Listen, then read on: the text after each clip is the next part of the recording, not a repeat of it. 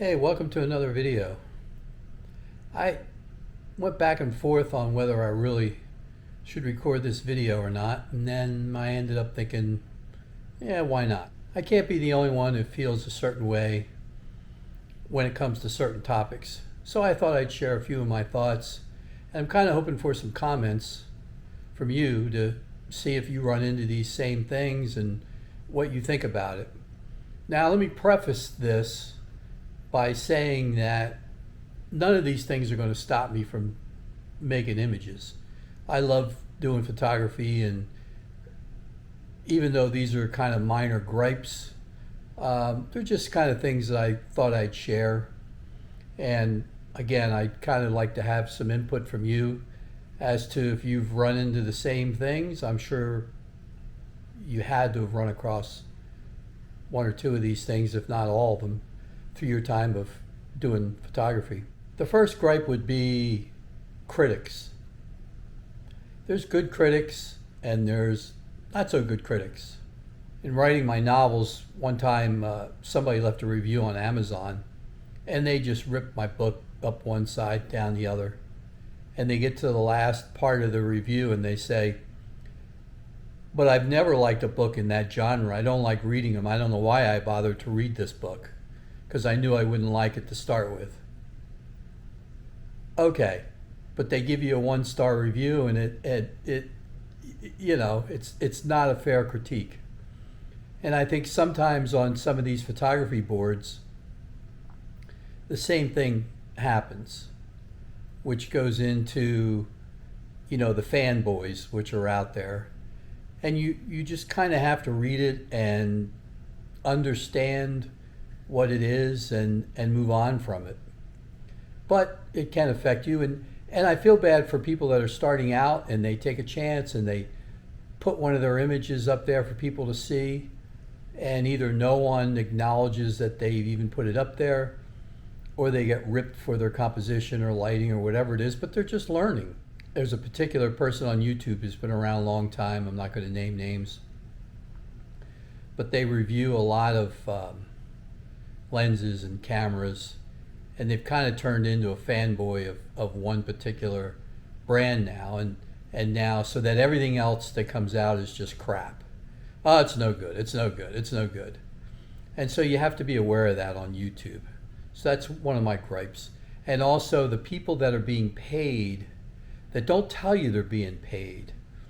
I don't mind the like, if you noticed, I've kind of made a joke about it even a couple of my videos, where all the top YouTube people all of a sudden have yellow Shimoda bags that they're wandering around with, because obviously Shimoda sent out all these bags for them to be seen. And that kind of thing is fine. It's obvious what they're doing. It's the ones that aren't so obvious that are promoting a particular brand or a lens or whatever, and they're being paid, and they're not telling you that they're being paid to do this review. And that kind of irks me a little bit, that people are a little dishonest when it comes to that. Another thing that bugs me now again is, because this happens not often, but it does happen, where people on Instagram or Facebook or even in person, they'll say, "Man, I love that photo of yours. You must have a really good camera." And you think, yeah, okay. And every once in a while I'll come back with, "Are you a good cook?" And they'll say, "Yeah, I love to cook." I say, "Man, you must have a really good kitchen." And they'll look at you like, "What? What are you talking about?" And so, again, you have to understand where it's coming from, that people don't understand that you've taken time to learn the craft of photography, to learn what it takes to get the proper exposure and composition and all those things. And more times than not, it's not an accident that you happen to come up with a good image. Everybody's going to come up with a good image now and again, but to do it on a consistent basis, it takes time to learn that. And so, yeah, it used to bug me when people would say, "Oh man, that's a great image. You must have a really good camera." I'm like, okay. Another thing that gets to me sometimes is On a similar vein, you'll put an image up on wherever on a social network, even your website, and somebody will come out of the blue that maybe you went to high school with 40 years ago, and they'll say, "Hey, how you doing? Blah, blah, blah. I love that picture. Can you send one to me?" I mean, it doesn't cost you much. It's free, right? So just send me one. How about two? And you're thinking, yeah, the camera was free, the lens was free, all my time learning how to take that image was free, the printer is free, the mailing is free, everything's free. Sure it is, you know? They don't understand. And so, again, you kind of have to get past it and understand where they're coming from. They don't know. They don't know any better. They really sometimes think, hey, it's just free. I did one time long ago. There was a guy that I knew. I didn't know him that well, but I knew him. And he was moving to someplace out west, and he was moving into like a cabin type thing. And he wanted some of my wildlife images. And he said, "Can you send me a couple?" I go, okay. You know, not, hey, what does it cost? Just, can you send me a couple? So I did. I sent a few. And then, not a thank you, not anything. A couple weeks later, I get, they look good on the wall, but the problem is it only filled one wall. Can you send me more for the other wall? So I'm sure you've run into that. I still haven't figured out quite how to handle those things at times. Sometimes I'm too nice a guy and I'll just send them, and I don't know. Now it's gotten to the point where, you know, you come out with a book and, hey, can you send me one of those books? And you kind of want to say in a nice way, I can't, but Amazon can. That's what they do. It's easier for them to send them out. So again, I'm sure you run into it. It's a little bit of a pet peeve.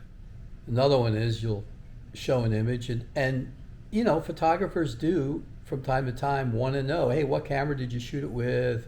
What were your settings? What lens did you use? I think the settings, when people ask for the settings, that's probably more important than what camera or lens did you use. And I don't mind telling people. I don't mind telling them what lens I used or what camera. I mean, that part, it doesn't bother me at all. I'm happy to share the information. But sometimes people get caught up in the, well, what lens did you use because is it sharp enough? You know, is it a really sharp lens? I only want the really sharp lenses.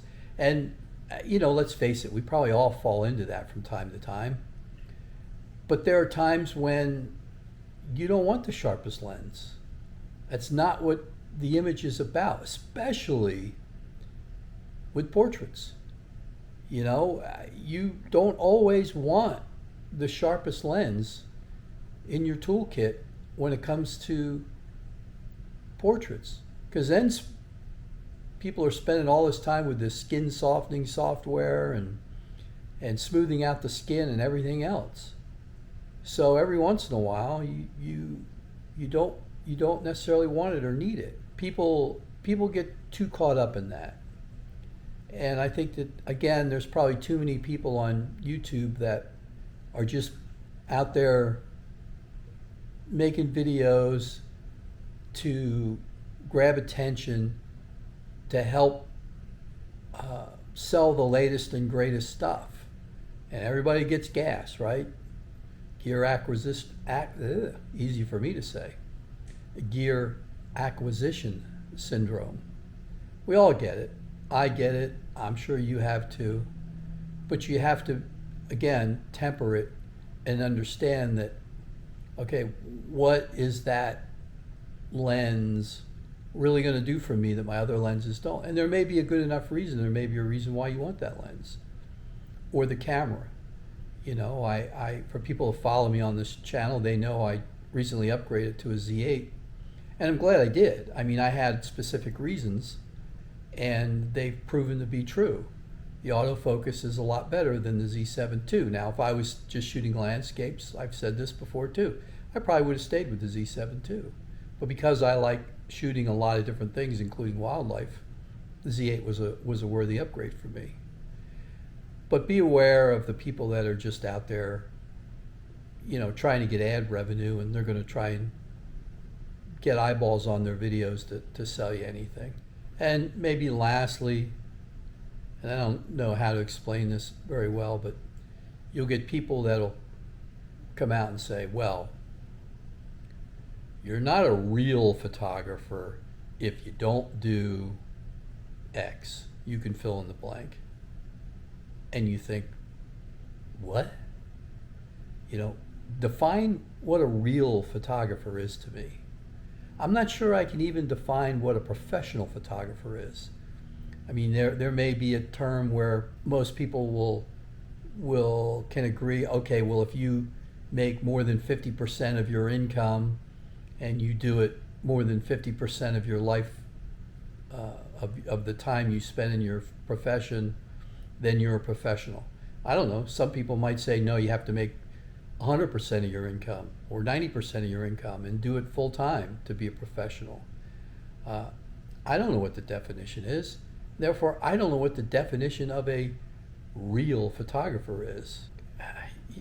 I could give my suggestion of, hey, it's somebody who has a camera that likes taking pictures. They're a real photographer. Are there levels of photographers? Of course there are. There are some that are so much better than others. And there's plenty of photographers that are so much better than me. I watched some of these. I was on the Fred Miranda board the other day, and someone pointed out that Alan Schaller, who I had heard of but never really paid much attention to his work, had come out with YouTube videos now.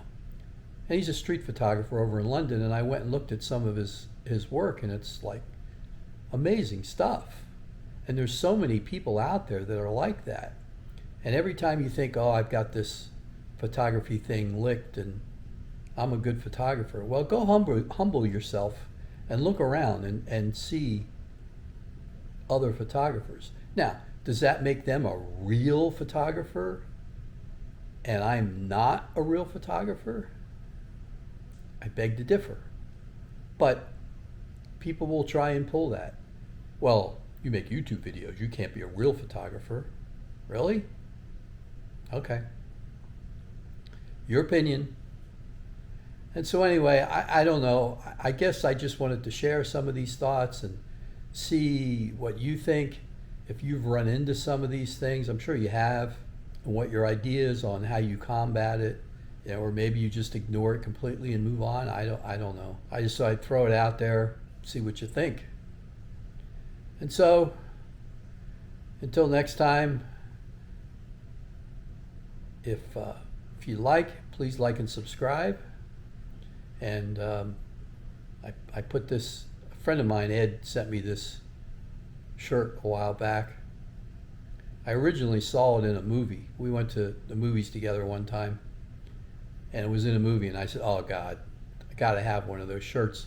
And he was nice enough to go and find it for me, and he sent it to me one day in the mail. But